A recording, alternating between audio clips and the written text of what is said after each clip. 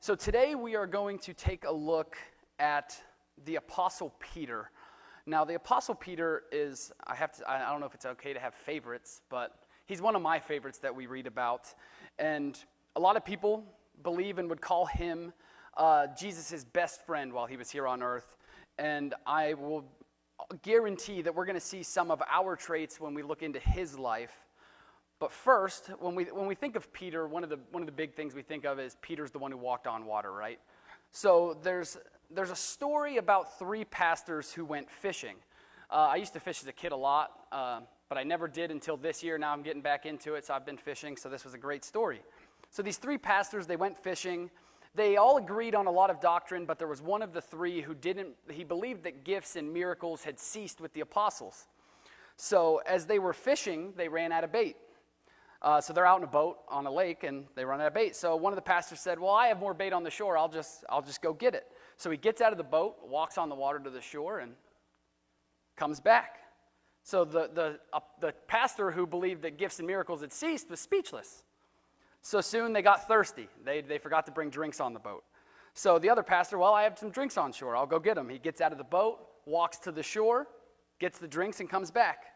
And so at this point, this doubtful pastor, he's furious.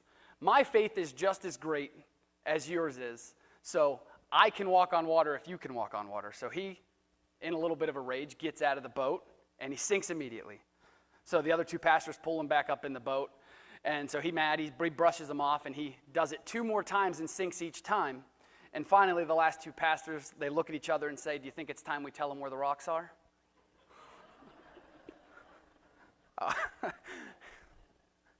That would make you mad, right, if you saw that?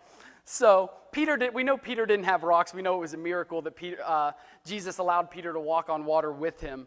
But I just thought that was a funny little story that I came across in my research for this message. So I want to start out with Peter I believe he's my favorite because he seems more relatable.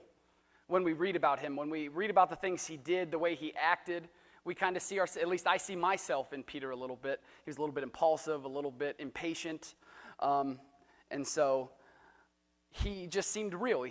And maybe that's because we read a lot about Peter. Peter was there a lot of the times when things were happening in Jesus' ministry, but we're told that Peter met the Lord the day after Jesus was baptized. That's the day he met Jesus, was the day after he was baptized by John in the Jordan River. Andrew, Peter's brother, had come and got him. And so we read in John chapter 1 that first thing, John was telling them about what had happened with Jesus' baptism. And it says, the first thing Andrew did was to find his brother Simon and tell him, we have found the Messiah. And he brought him to Jesus. Jesus looked at him and said, you are Simon, son of John. You will be called Cephas, which is translated to the name Peter. We can assume that after this point, when Peter starts following Jesus, so he was at the wedding of Cana when Jesus turned water into wine. He saw Jesus cleanse the temple. He was there for the interaction with the woman at the well. He saw the nobleman's son healed. In the decisive moment, though, that we see where Peter actually made the decision, that we see that he really understood who Jesus was and that he was going to follow him, was after Jesus did a miracle in Peter's own boat. So we know from the story that the humanly impossible happened here. We read this story in Luke chapter 5, verses 1 through 11, and a lot of people, we call it the miraculous catch in Peter's boat. So they caught a great multitude of fish, so big that the boats were sinking, the nets were breaking. They had to bring another boat, and that boat was beginning to sink because of how many fish they had caught. But if we don't read the story, if we don't look at it, we don't understand that. I'm going to read for you guys Luke 5, verses 1 through 11, and it says, one day as Jesus was standing by the lake of Gennesaret, the people were crowding around him and listening to the word of God. He saw at the water's edge 2 boats left there by the fishermen who were washing their nets. He got into one of the boats, the one belonging to Simon, and asked him to put out a little from shore. Then he sat down and taught the people from the boat. When he had finished speaking, he said to Simon, put out into deep water and let down the nets for a catch.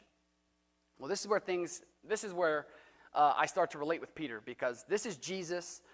Before this, Peter's already seen miracles, signs, wonders. His own brother said, listen, this is the Messiah that we've been waiting for. And still, Simon's answer is, we've worked hard all night. We haven't caught anything, but if you say so, we can go out and we'll do it again. We'll let the nets down.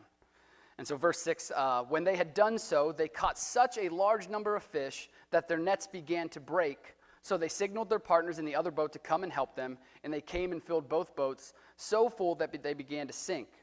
When Simon Peter saw this, he fell at Jesus' knees and said, "Go away from me, Lord, I am a sinful man." For he and all his companions were astonished at the catch of fish they had taken, and so were James and John, the sons of Zebedee, Simon's partners. Then Jesus said to Simon, "Don't be afraid. From now on you will fish for people." So they pulled their boats up on shore, left everything, and followed him. So we read a lot about Peter being impulsive. To leave everything, that seems a bit impulsive, right? But he understood in this moment, he understood who Jesus was. At that point in time, it says he fell to his knees. And I'm sinful, get away from me. I'm assuming Peter knew he was sinful before then. But just that moment in that miracle that happened, he was like, get away from, I'm not worthy to be in your presence. So the Talmud, which is the religious text of the Jews, says this of Galileans. So Peter was from Galilee. It says they were more anxious for honor than for gain, quick-tempered, impulsive, emotional, easily aroused by an appeal to adventure, loyal to the end. So if we look at that and we look at Peter's life, we can realize that he was a typical Galilean man. Peter was one of Jesus' most enthusiastic and passionate followers. We see that throughout Scripture. And you just have to love Peter because we know he had good intentions. We assume that the issues that we sometimes see in Peter's life wasn't because he meant to mess up, wasn't because he meant to make mistakes like all of us, right? We don't always mean to make the mistakes, but they're there and it happens. And he was always rush into things without thinking sometimes. That's just kind of a little bit of a man thing to me. So we're all kind of good at that. But again, I just love Peter because he's so human, he's so real. And like I said, I don't know if that's because we see so much about him or if it's just I relate with him that much. I don't know if everyone else does. But he often made mistakes and had to go back on them. So we see it in I'll just give you 3 examples where he had to kind of reverse his stance on something because of his we'll call it his quick reactions, his quick thinking that didn't go so well for him. So the story of Jesus washing the disciples' feet. What did Peter do? You will never wash my feet. And we don't live in a culture where people wash our feet. So if someone came up to me and said, Doug, I'm going to wash your feet, I'd be like, no. No, you're not going to touch my feet, please. I'm not going to take my shoes off, not taking my socks off, not touching my feet. But in their culture, this was something that a servant would do for their master. And Peter knew who Jesus was. He knew that he didn't deserve to have his feet washed, but Jesus told him that unless I do this, you will not be a part of me. So it was that significant to Jesus that this happened because Jesus wanted to show them how they had to serve people. And Peter had to repent. He had to say, okay, Jesus, well, if that's the case, wash my hands and my head as well. So again, like I said, if someone came up to me and wanted to wash my feet, I would be very weird about it and tell them no. But I don't have Jesus coming to me and saying, hey, I'm going to wash your feet. So it's funny to me that Peter, who's spent all this time doing miracles, signs, wonders, with Jesus in his ministry on earth, would have the gall to say, no, Jesus, you're not doing that. I'm saying if the creator of the universe is here in flesh and blood with us and he tells you to do something, I don't care how weird it is. You're just probably going to have to let him do it. I don't know that but I wasn't there, so I don't know that I would have just been able to say yes to Jesus, but we all hope that we could.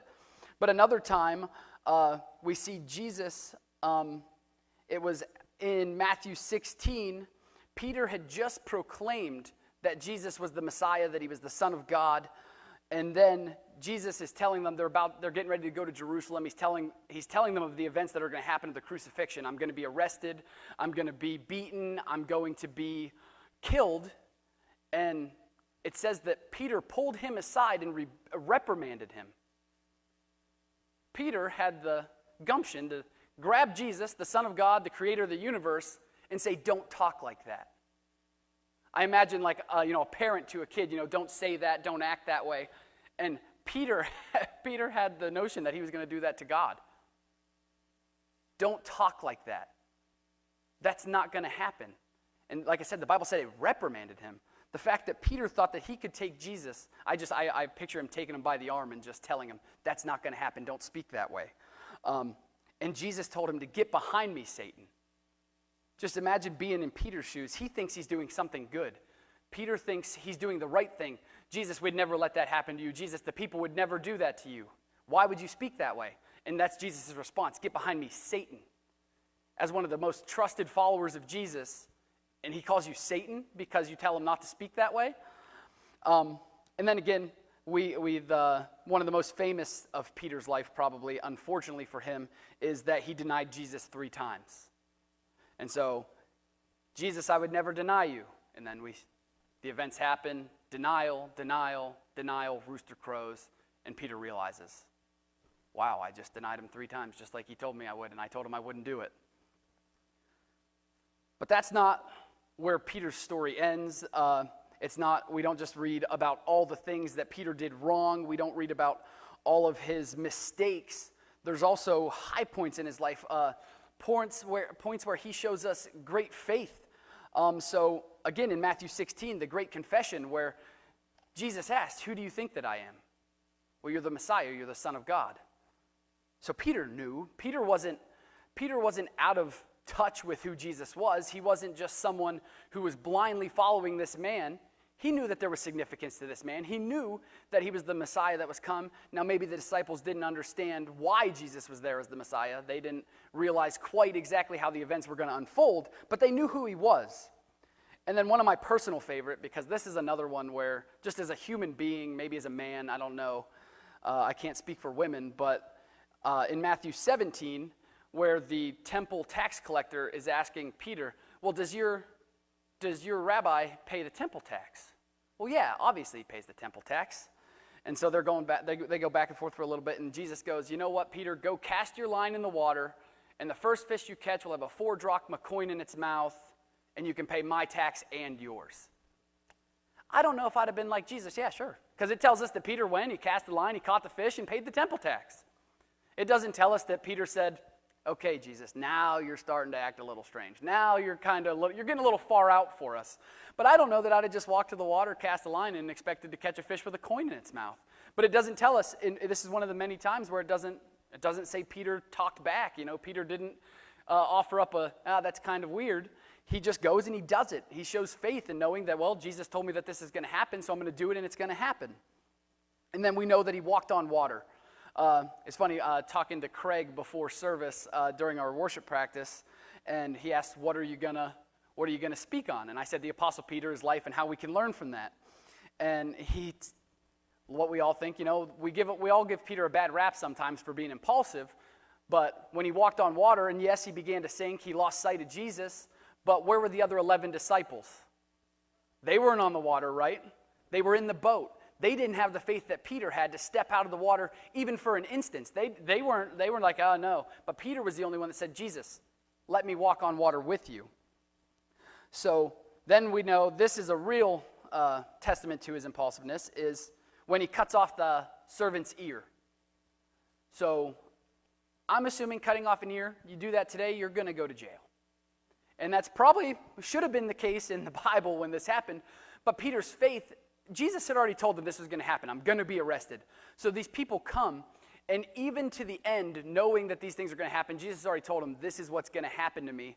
They come to arrest him, and Peter still takes a stand because this is the man that he's lived his life for, that he's going to spend the rest of his life trying to glorify and trying to teach people that this is the way, this is the truth, and this is the life in our world. And so he cuts off the servant's ear, and then Jesus tells him, okay, Peter, you need to calm down.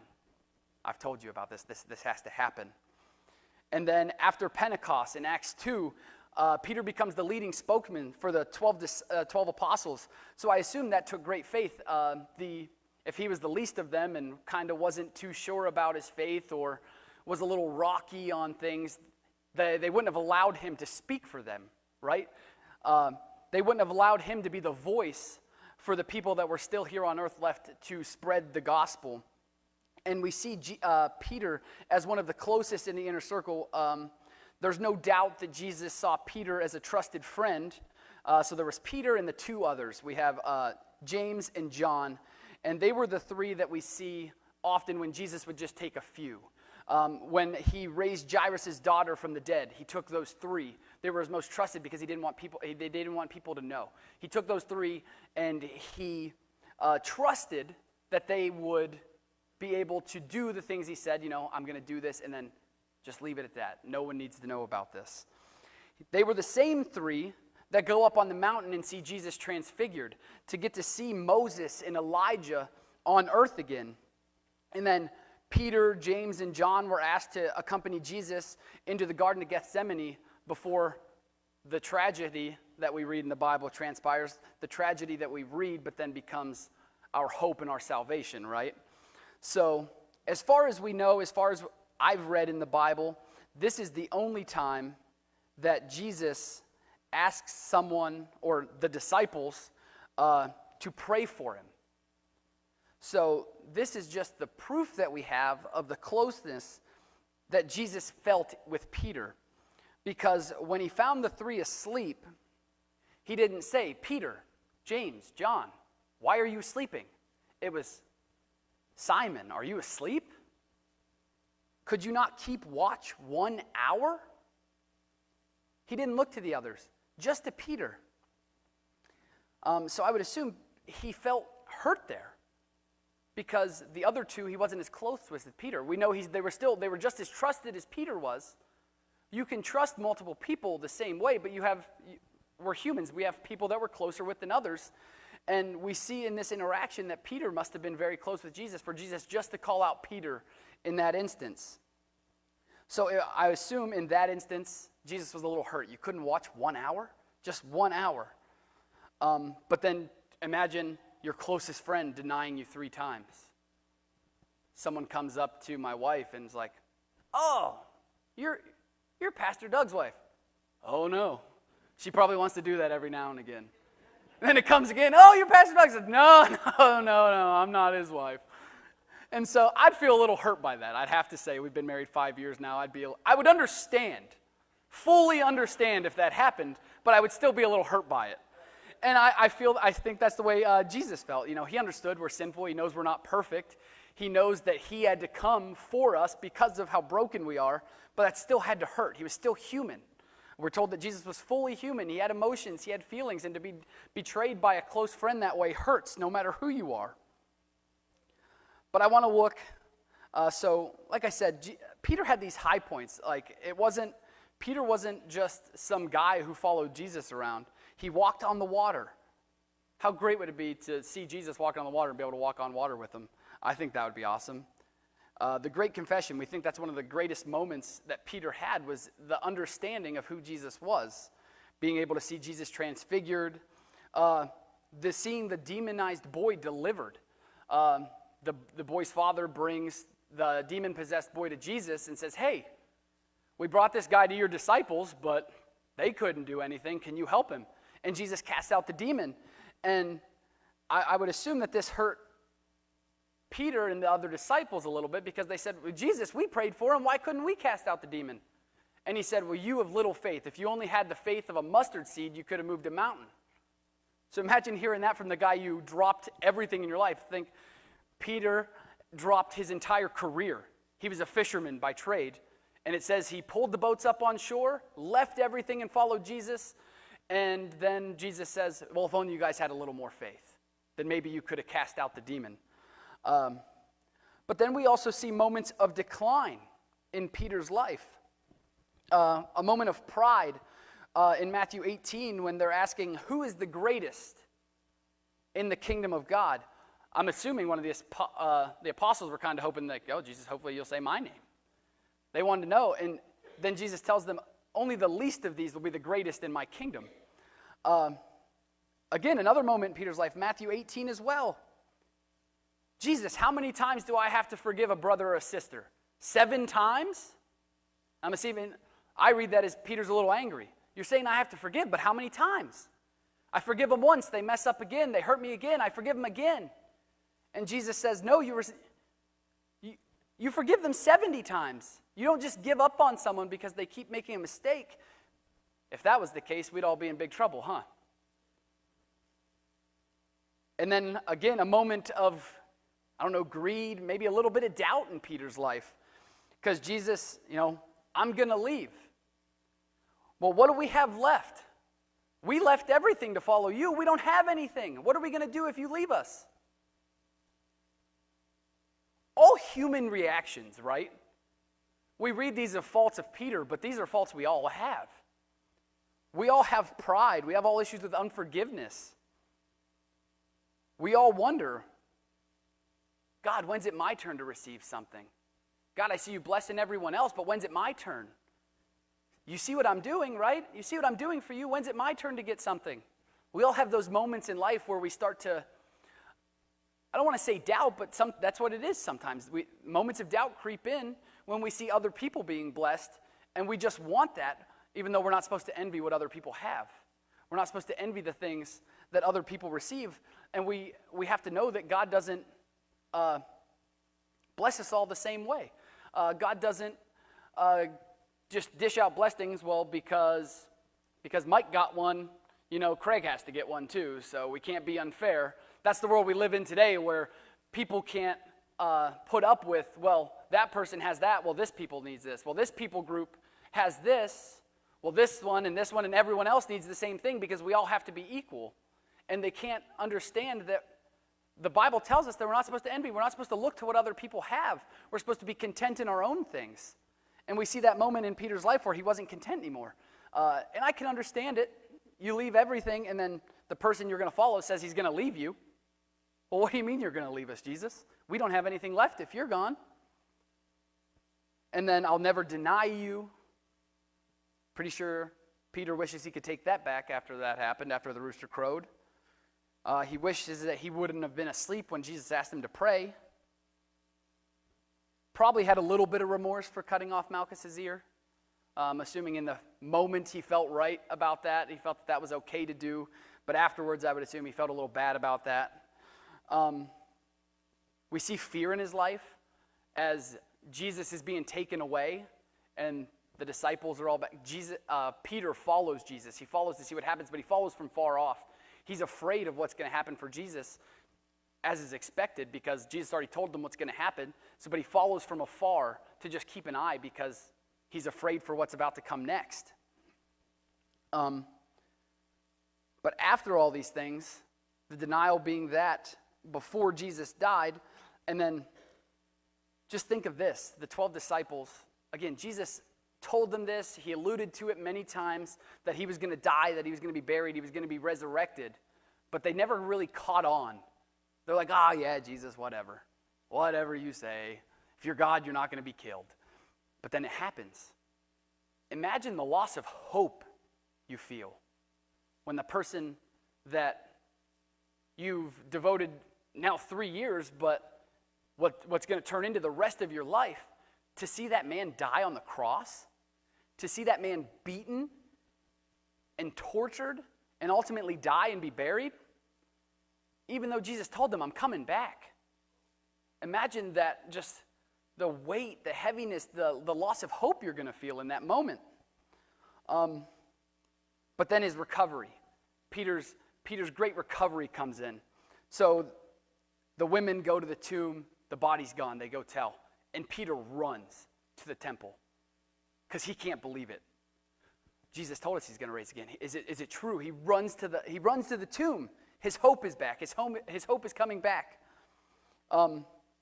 Then the second miraculous catch. So Jesus, after he's already resurrected, they've seen him a few times. He appears on the beach again. He's hungry. Go get some fish. So Peter runs through the water into the boat and brings back, we're told, 153 large fish. So Jesus is still doing miracles even after, in Peter's life, even after he denied him 3 times. Even after he told him he was going to deny him 3 times, Peter said, I would never do that, and then does it anyway. Jesus still doesn't give up on him. Jesus is still doing miracles in his life. And then we see Peter kind of reinstated as a follower. We don't believe that he was ever, when he denied Jesus, he didn't say, oh, you're done. But when Peter's talking to Jesus after he's resurrected, and Jesus says, do you love me? Yes, I love you. Feed my sheep. He asks, the exchange goes on 3 times. Do you love me? Do you love me? Do you love me? And the third and final time, Peter goes, yes, you know that I love you. And then Jesus goes, then follow me. So kind of back to the beginning, when Peter meets Jesus and Jesus tells him to follow him, it happens again after all these things that happened, after he denies him, after his hope is broken. Jesus comes and calls him again. Well, then Peter, no matter what's going on in your life, no matter how many times you mess up, still come to me, still follow me. And so one of the greatest things about all of this, I believe, is when Peter really came to know that Jesus was his Lord, when he finally made that decision. So, and I'm going to talk again about the time that Jesus did the miracle in Peter's boat, the first miraculous catch of fish. Before this point, so that's in John chapter 5. If you read through John 1 through 4, plenty of miracles are going on. Peter was there. Right before this story, at the end of John chapter 4, Peter's mother-in-law has a fever that won't break. And so they bring Jesus, hey, can you help her? And he heals her own mother-in-law. But that doesn't get the reaction of this miracle in his very own boat. It wasn't till Jesus comes into Peter's life, into his personal trade, his personal experiences, the thing that Peter knows best, fishing. That's what he grew up doing. That's what he spent his whole life doing up until Jesus. It wasn't until then that Peter realizes, till this great catch happens in his own boat, with his own nets, on the lake that I assume he fished his entire life. It wasn't until Jesus came and got into Peter's business that Peter realized, I'm sinful, get away from me. It wasn't until then that we really see Peter really make that decision that this is the Messiah, this is the man I'm going to follow. And how many of us can believe that? For those of you, so I didn't grow up in church. I started going to church because one day, I don't know, my parents woke me up on a Sunday morning and said, get ready, we're going to church, and I laughed at them. I don't know, I was probably 11 or 12. We'd never been to church in my entire life, and they just woke up one day and said, we're going to church, and I did. I laughed. Mom, I'm not going. Dad said, you're going. So I went to church. But for those of you who grew up, and even for myself, you see Jesus being faithful in other people's lives. But sometimes that's not enough, right? Sometimes it's not enough to see a miracle, even in your own family. Peter saw Jesus heal his own mother-in-law right in front of him. He saw other miracles being done right in front of him. But it wasn't until Jesus gets right into Peter's business and does a miracle specifically for him, touches Peter personally, that Peter really shows that dedication, shows that change in his life, that this is the man I'm going to follow. And how many, like I said, how many has that happened to? When I first started going to church, I saw, I heard stories. And I was a dumb teenager when I started going to church. So I was doubtful. I didn't believe at first. I thought it was all a show. I thought it was stupid that my parents were going to church because I knew the wrong things that my family did. I know who my family was. I know what we do when we're not at church. So, why are we coming to church and thinking that this is going to do anything for us? How can coming to church and hearing about Jesus change anything that's been happening for years? How can this man that they say can change our life do anything for us when our life has been the same up into this point? Well, obviously I was wrong, right? Obviously my heart was changed, but that didn't happen until a couple years later. That didn't happen until I was at Pendale Youth Camp, and I was praying at the altar, and I was crying like a little girl, and I felt the arms of Jesus wrap around me. I felt Jesus' presence in my own life for myself. It didn't matter how many times people told me Jesus loved me. It didn't matter how many times Jesus did something or God provided something for someone else. because that's them. What's he done for me? And that's kind of a selfish way to think of things sometimes. That's a selfish way to think of God. But we see it in the Bible where Jesus does things for people specifically to get a hold of them. We see it happen in people's lives all the time. Sometimes we need a personal encounter. I almost say almost always, to make that true decision to follow Jesus, we need a personal encounter with him. We can't just go around and see the things he's doing for someone else and be like, yeah, thank you, Jesus, for blessing them. That's how we're supposed to. Thank you, Jesus, for being how awesome you are. Thank you, Jesus, for everything you do. But we're humans, we're sinful, we mess up, and so we don't always look at it that way. But we have to have that personal encounter with Jesus, and that's when it happened for Peter. That's when the personal encounter with Jesus happened, was in his own boat. It wasn't until he saw greater miracles. He saw people healed, people being demons cast out of them. But it wasn't until Jesus helped him catch a couple fish. I know it was more than a couple. It was miraculous. But it wasn't until catching fish, of all miracles. That's what got a hold of Peter, because that's what Peter knew. That's what Peter needed to see. That's what Peter needed to see, because Peter was a fisherman. Peter was probably a pretty good fisherman. He had his own boat. That means he had some money through fishing, so he did a good job. So he spent all night, and he couldn't do it. His own experience, his expertise, his own tricks and things that he would do to catch fish, they weren't working. So when Jesus said, I assume Peter was like, whatever, I'll do it. But Jesus, I know you're a carpenter, you're not a fisherman. I know you don't understand this, but we've been working all night and we didn't catch anything, but we'll do it anyway. And then the miracle happens. That's when Peter really realized. And so all of that, we read all of that. Then why did Peter fail?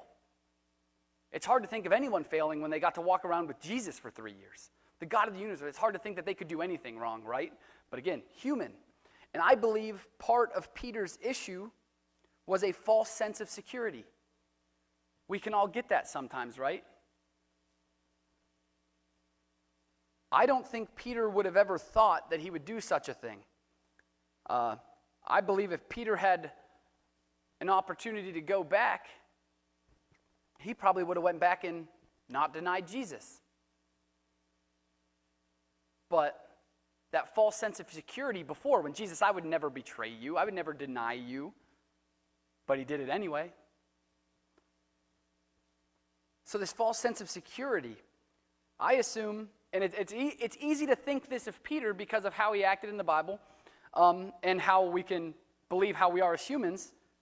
Hey, look at what I've done. We can read about it. We can read the great things Peter did. Look at what I've done. Look how long I've been a Christian. I was one of the first. All you Jews, I was one of the first Christians. I don't need to seek the Lord. I've been doing this a long time. I can take a week off. I don't need to pray. I've been praying all my life. A week off's okay. Well, what do we know when that happens? When we start to give way, when we start to sacrifice our relationship with Jesus because we had a busy week, or it's just tough right now. The world's crazy, and I just feel drained. I don't have the energy to seek my relationship with Jesus. I don't have energy to put into Jesus right now. But I've been a follower for a long time, so I can afford to do that. I can afford to take a little time off. But we know that that's not the case. Peter failed the test. So the parable of the 10 virgins is a good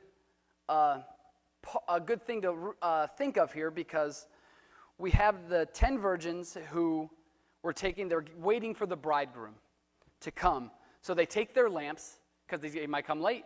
5 of the virgins take extra oil in a jar. 5 of them only take what the lamp has. Well, the bridegroom comes late. So before he comes, 5 of the virgins, they are out of oil. So they go to the other 5 who brought extra and said, just give us some of yours. Well, no, we might run out. We might need more. So they have to leave, and then the bridegroom comes. They weren't ready.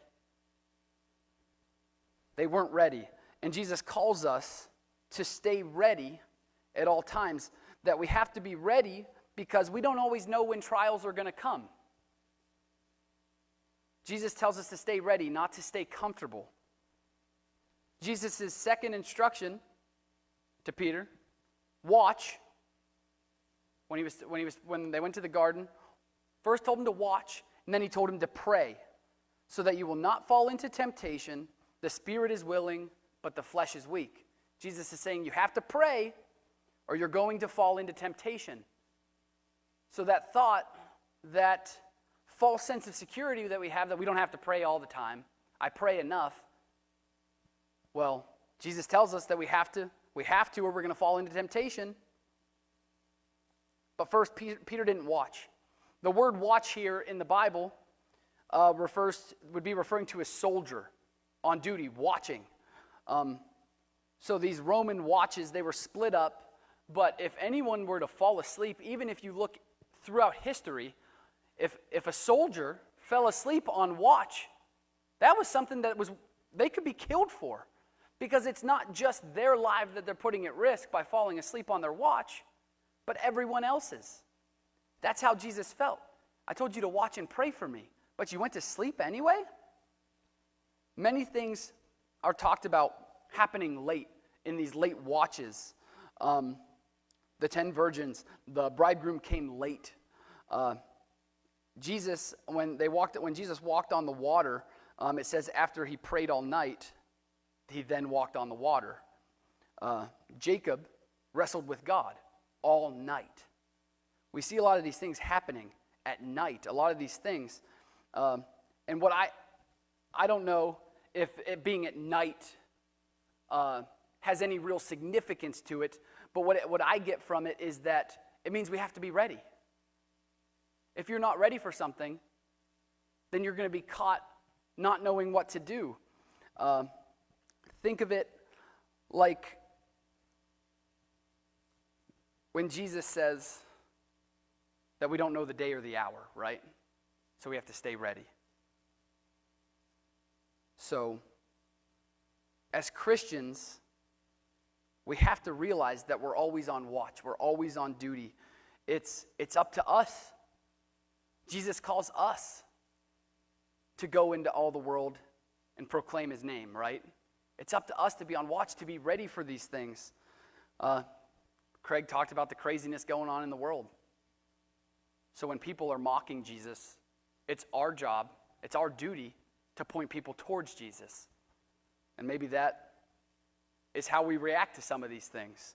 Maybe that's simply praying and seeking the Lord and interceding for people. But when we don't pray, when we're not ready, it leaves the door open to the fall. It leaves the door open for us to backslide.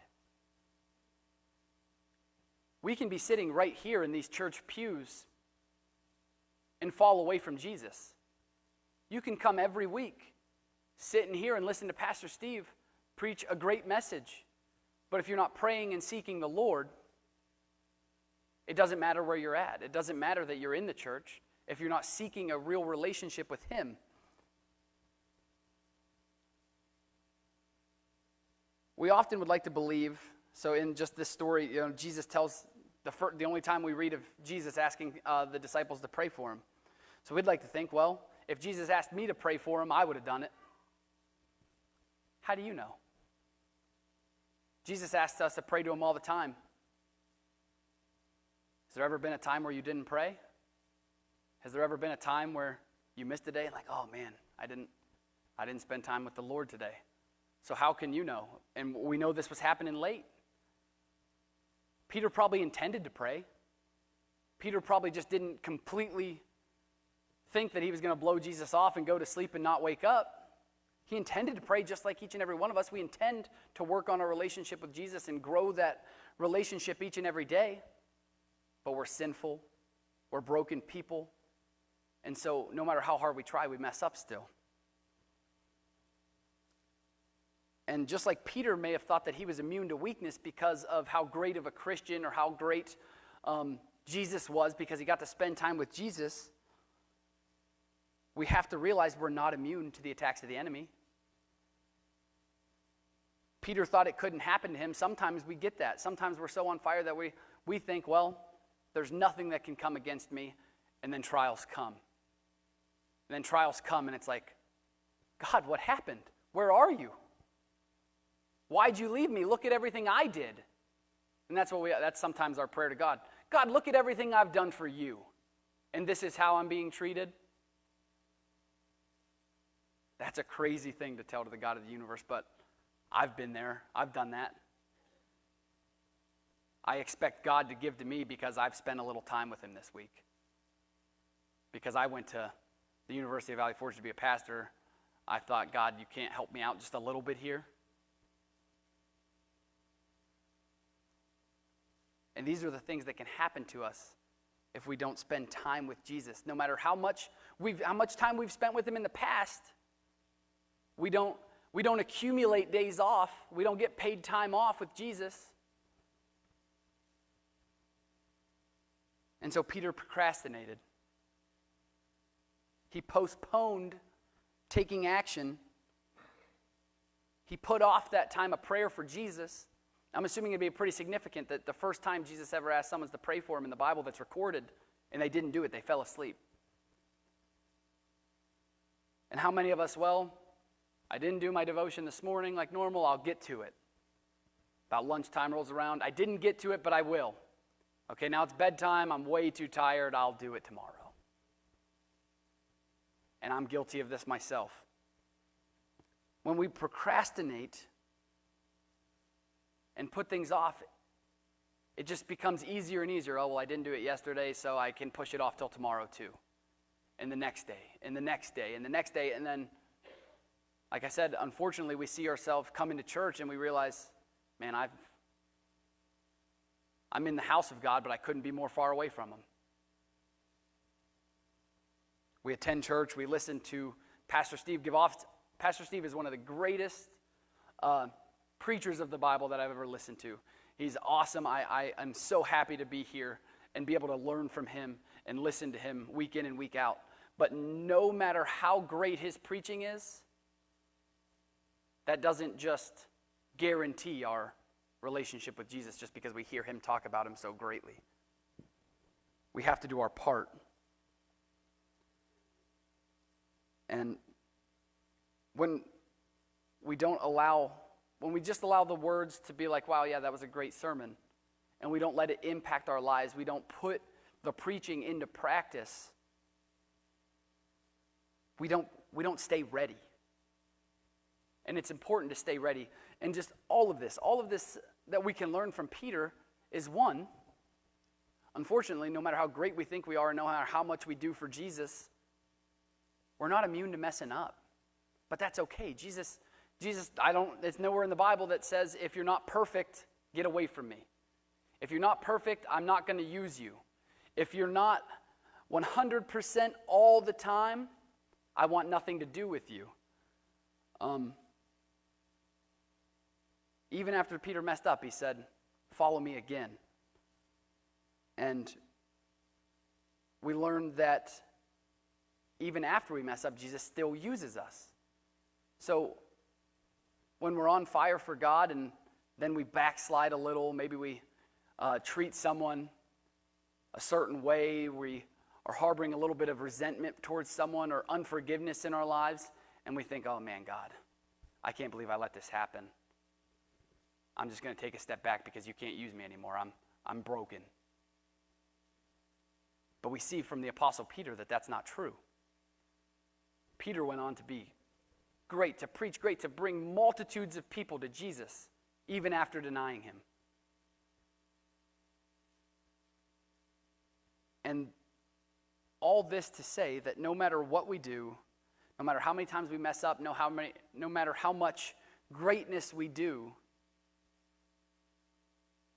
unlike Peter in the moment of praying for Jesus, and he didn't stay ready, he didn't stay prepared for the things that were going to come against him when he denied Jesus. He wasn't prepared for that to happen after all those events. He wasn't prepared to take a stand, to stand up and say, yes, I am a follower of Jesus.